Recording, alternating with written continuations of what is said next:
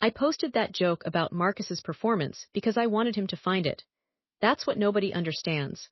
I wasn't venting or seeking random validation. I was screaming directly at him through the untraceable veil of the internet, and now my entire life has imploded because of what happened next.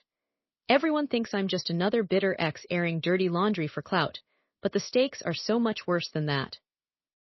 I've lost not just the man I plan to marry, but my career, my best friend since kindergarten, and now I can't even walk into my favorite coffee shop without someone filming me. The deeper fear I've been running from is that I manufactured every reason I had to be angry in the first place. But here's what people are getting wrong about why I did it.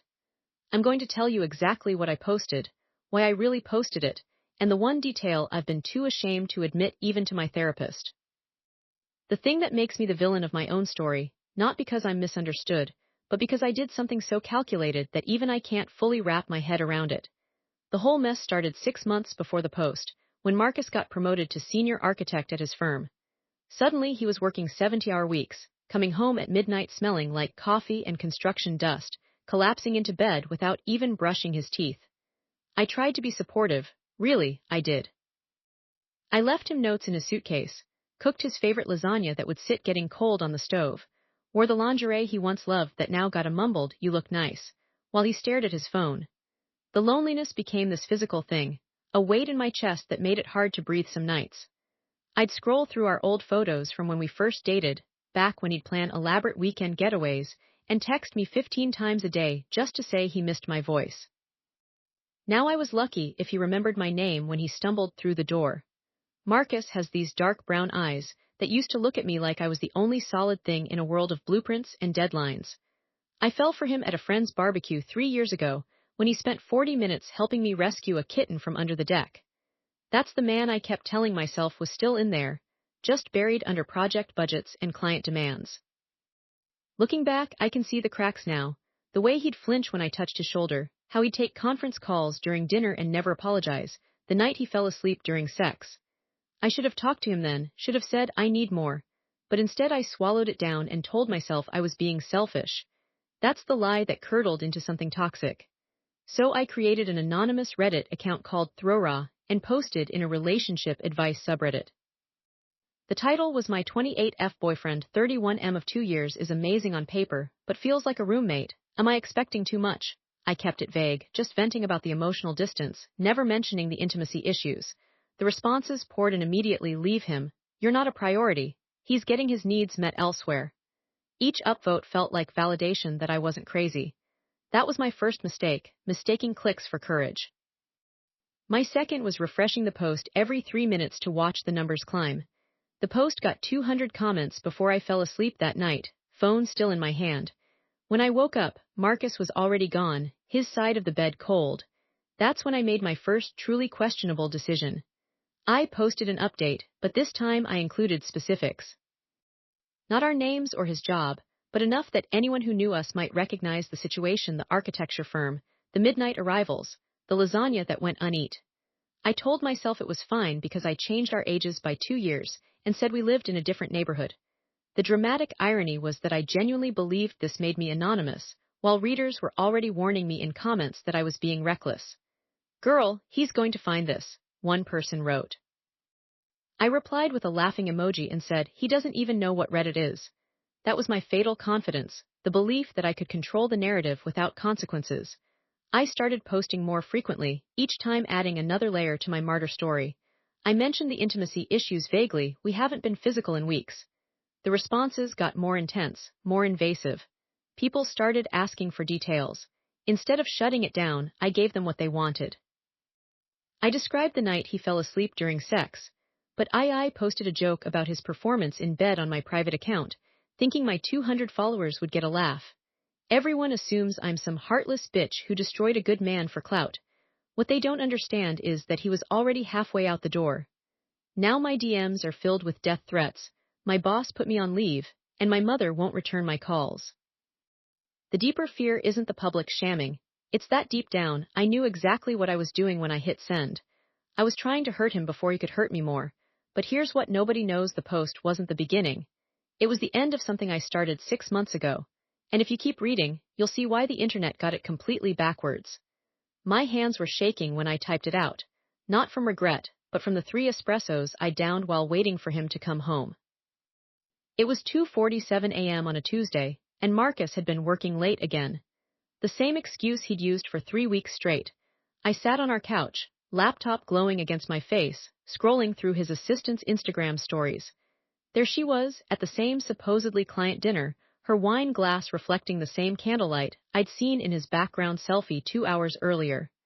I wasn't born yesterday. But I was born stubborn, and I wanted him to feel the same slow burn of humiliation that had been eating my insides for months. The joke wrote itself. My boyfriend's idea of foreplay is checking his work email, and his idea of afterglow is rolling over to check his work email. At least his phone gets turned on. I tagged it relationships, adulting tech life, and hit post before my courage could evaporate. My follower count was mostly college friends and a few coworkers. Harmless, just venting. The digital equivalent of screaming into a pillow. I turned off my phone, crawled into our cold bed, and pretended to be asleep when he finally slipped in at 4 a.m., smelling like whiskey and perfume that wasn't mine. When I woke up, the post had 12 likes and 3 comments. All supportive, all friends who knew Marcus's workaholic tendencies. Girl, you deserve better, and OMG, same with my ex. I felt that brief flicker of validation, the kind that comes from being seen. I went to work, taught my 3rd-grade class, and forgot about it. During lunch, I checked my phone. 70 likes. A few shares. My stomach did a small flip, but I told myself it was just my friends being supportive. By the time the final school bell rang, the post had crossed 1,000 interactions. Someone had screenshotted it and posted it to a relationship advice forum. The comments section had become a battleground between people calling me a petty queen and others demanding I respect my man's privacy. Marcus texted me at 5:30 p.m., "We need to talk." My fingers hovered over the keyboard. I could apologize, take it down, claim it was a joke about someone else. Instead, I typed, "Okay, when will you be home?" The 3 dots appeared, disappeared, appeared again. "Don't know, working late." The lie that started everything. I sat in my car in the school parking lot, watching parents pick up their kids, and realized I'd crossed some invisible line. The post was no longer mine. It belonged to the internet now, and the internet was hungry.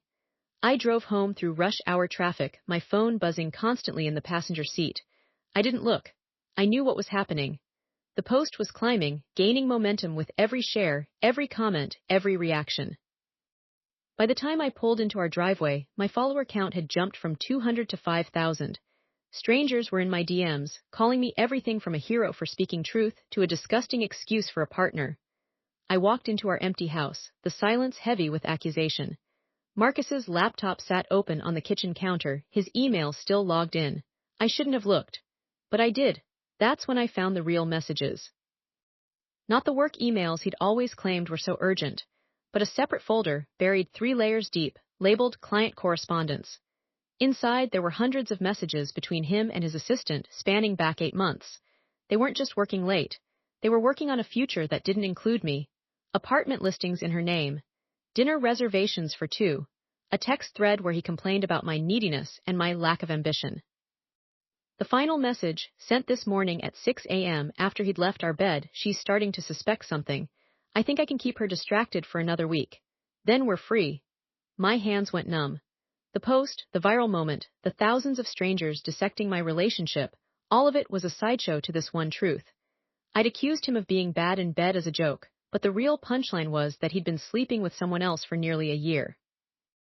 I grabbed my phone, my fingers moving on autopilot. I screenshotted the messages. I posted them, no caption, just the evidence, raw and undeniable. Then I called my sister, my voice shaking so badly she could barely understand me. "Come get me," I whispered. "I think I just blew up my entire life." The internet exploded. The screenshots went viral faster than my joke ever could. Within an hour, Marcus the Cheat was trending. His company's social media was being flooded with angry comments. Someone found his assistant's profile and tagged her in everything. My phone became a weapon of mass destruction, buzzing with notifications I couldn't control. I turned it off, threw it in my bag, and let my sister drive me to her apartment. We sat on her couch, drinking wine out of coffee mugs, watching my life become a public spectacle. "You need to take those posts down," she said gently. "This is getting out of hand." But I couldn't. The truth was finally out, and I wanted everyone to see it. Marcus called me at midnight. I didn't answer. He left a voicemail, his voice tight with fury. You've ruined me, you've ruined everything, I hope you're happy. I listened to it 3 times, searching for any hint of remorse, any whisper of apology. There was none, just anger, just blame. I saved the voicemail and posted it too. The internet ate it up. The narrative shifted. I was no longer the bitter girlfriend making petty jokes. I was the woman scorned, exposing a cheater. The comments section became a rallying cry. Queen of receipts, and expose him. But underneath the support I could feel the foundation of my own story cracking, because I'd started this with a lie. Not the cheating that was real, but the joke that launched 1,000 ships. That was me being petty first, me being cruel first, me striking out before I knew what I was hitting.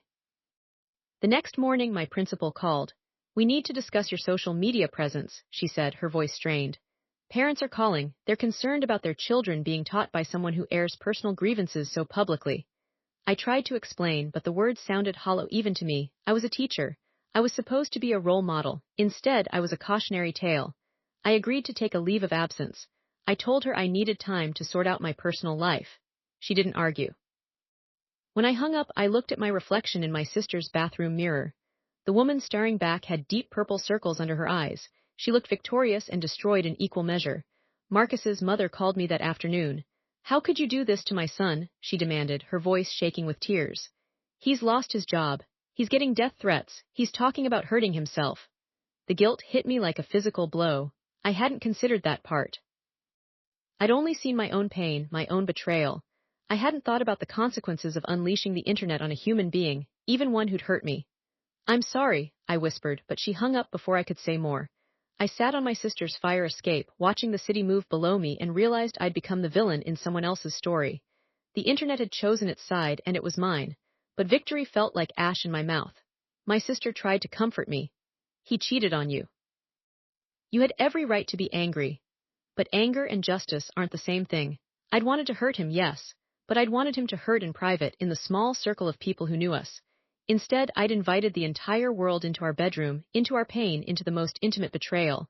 And the world had come, armed with pitchforks and opinions.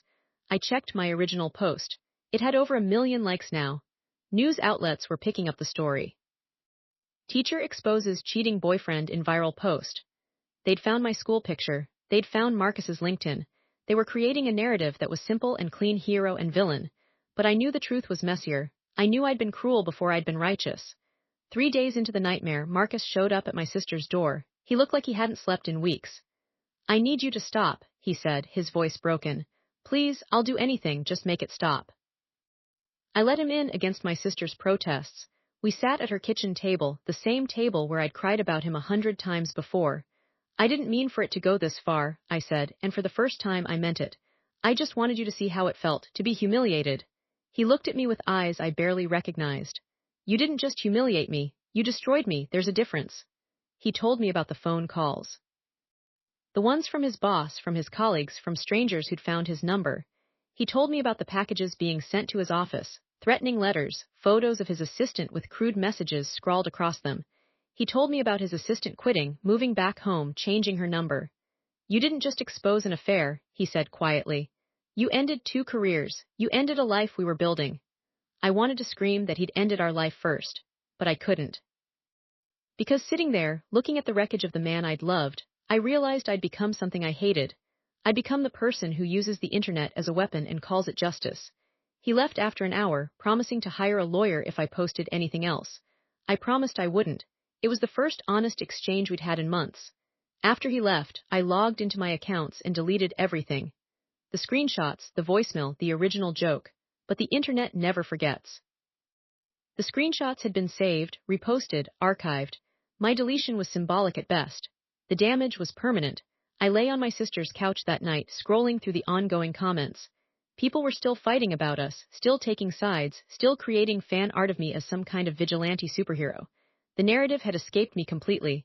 I was no longer the author of my own story. The next week brought new consequences. A process server arrived at my sister's door.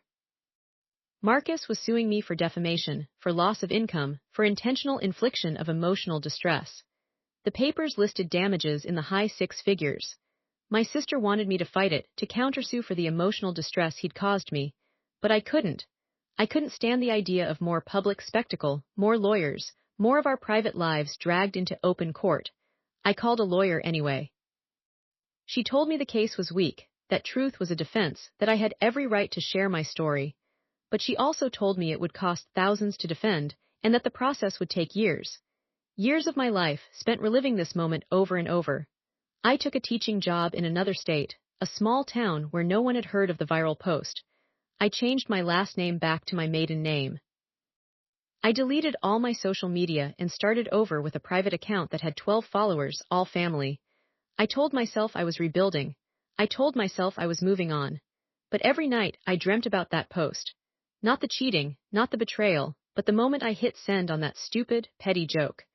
The moment I chose public humiliation over private conversation. The moment I became the kind of person who uses the internet to wound. 6 months later, I got a package in the mail. No return address. Inside was a newspaper clipping about Marcus's new job, a position he'd taken in a different city, far away from the scandal. There was a note, written in handwriting I recognized. I forgive you, I hope you can forgive me too. No name, no signature needed. I sat on my new apartment floor in my new life and cried for the first time since everything happened. Not because I missed him. Not because I regretted exposing the cheating, but because forgiveness felt like the one thing I hadn't earned. I'd been so focused on being right, on winning the internet's approval, that I'd forgotten how to be human. I keep the note in a drawer. I don't look at it often. But it's there, a reminder that the worst thing I did wasn't the post itself. It was forgetting that behind every screen name, behind every viral moment, behind every piece of content we consume and judge and share, there are real people with real lives that don't reset when we close our laptops. I told this story because yesterday, I saw a post on my new, tiny, private account. A friend of a friend making a joke about her boyfriend. It had 3 likes. I stared at it for a long time, my finger hovering over the comment button. I wanted to warn her. I wanted to tell her to take it down, to talk to him instead, to learn from my mistake. But I didn't, because some lessons you have to learn by becoming the cautionary tale. Some wounds you have to earn, and some truths the internet isn't ready to hear.